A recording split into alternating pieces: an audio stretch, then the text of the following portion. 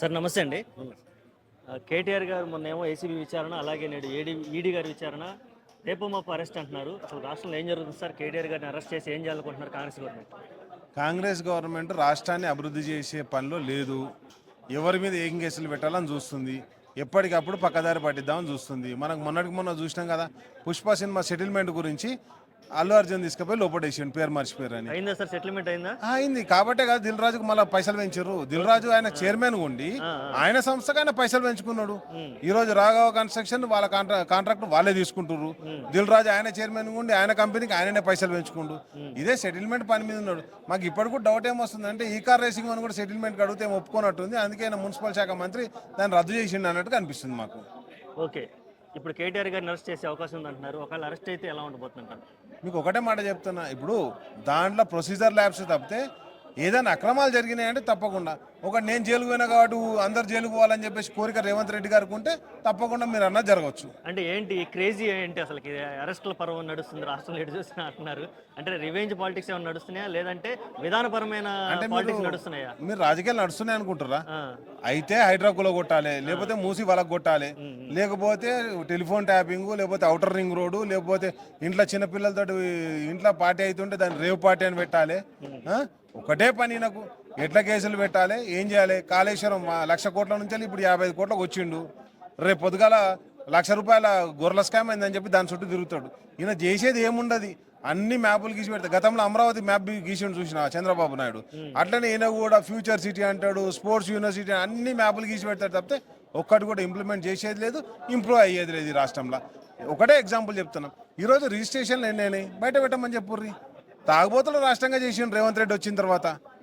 ఇంకొన్ని రోజులైతే పత్తాలాట క్లబ్బులు కూడా ఓపెన్ చేస్తాడు. అంతే తప్పితే ఈయన అభివృద్ధి చేసేది ఏమీ లేదు, ఈయనకు ఎట్లా కూడా రాదు. జిఎస్టీ కూడా పడిపోయిందండి. ఏ సంస్థని ఎవ్విటిని కూడా ముందర తీసుకుపోయే పరిస్థితి లేదు. మొత్తం కక్షపూరిత రాజకీయాలు మనం చూసాం. మొన్న ఎవరన్నా బీజేపీ ఆఫీస్ మీద దాడి చేస్తారని, బీఆర్ఎస్ పార్టీ ఆఫీస్ మీద దాడి చేస్తారు. ఎవడు హోంమంత్రి? హోంమంత్రి ఉన్న ఆయనకు, మరి హోంమంత్రి ఆయననే, గౌరవ ముఖ్యమంత్రి రేవంత్ రెడ్డి గారే. మరి ముఖ్యమంత్రిగా ఉండి హోంమంత్రిగా ఉండి శాఖలు పంచకుండా ఆయన దగ్గర ఎందుకు పెట్టుకుంటున్నారు? కారణం ఏంటి? ఎక్స్ప్లెయిన్ చేయగలుగుతారా? శాఖలు వంచకుండానే ఉంచాడు. ఎందుకంటే ఇప్పుడు ల్యాండ్ కబ్జా చేయాలనుకో పోలీస్ శాఖ ఆయన కంట్రోల్ ఉండాలి, వాటికి పర్మిషన్లు ఇవ్వాలనుకో మున్సిపల్ శాఖ ఆయన దగ్గర ఉండాలి. వీటన్నిటితో పాటు ఈ రోజు ఎడ్యుకేషన్ శాఖ కూడా ఆయన దగ్గర ఉంది. విద్యార్థులు గింతమంది చనిపోతున్నా కానీ దానికి కనీసం ఇన్ఛార్జ్ కూడా ఆకునూరు మురళైనా ఆ మధ్యలో మాట్లాడాడు. ఆయన ఏదో చైర్మన్ చేసిర్రు, ఇంతవరకు అతాపాత లేడు, దిక్కు కూడా కనిపిస్తలేడు. కాబట్టి నేను ఏమంటానంటే, కోదండరాం గారు ఉండే ఎమ్మెల్సీ ఇచ్చి కూర్చుని పెట్టిండు. ఈయన అన్ని సెటిల్మెంట్లు చేస్తాడు, యాక్టివిటీ చేయడు, అభివృద్ధి చేయడు.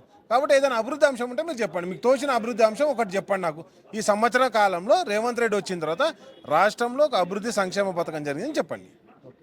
కాబట్టి ఈయన ఏం లేదు, సెటిల్మెంట్లు, కక్షపూరిత ధోరణి. నేను అరెస్ట్ అయినా అందరు అరెస్ట్ కావాలి, నేను జైలుకు పోయినా అందరు జైలుకు పోవాలి. ఈయన కోరికలన్నీ అంతే అబ్బదబ్బ కోరికలు ఉంటాయి తప్ప ఇంకోటి కాదు. ఒకవేళ కేటీఆర్ గారు అరెస్ట్ అయితే ఎలా ఉండబోతుంది? స్టాండ్ ఎలాంటి కార్యాచరణ ఉండబోతుంది? సార్, అక్కడ తప్పు జరగనప్పుడు అరెస్ట్ కావాల్సిన అవసరం లేదు. నేనేమంటున్నా అంటే దాని ఎంక్వైరీకి మొత్తం సహకరిస్తాం.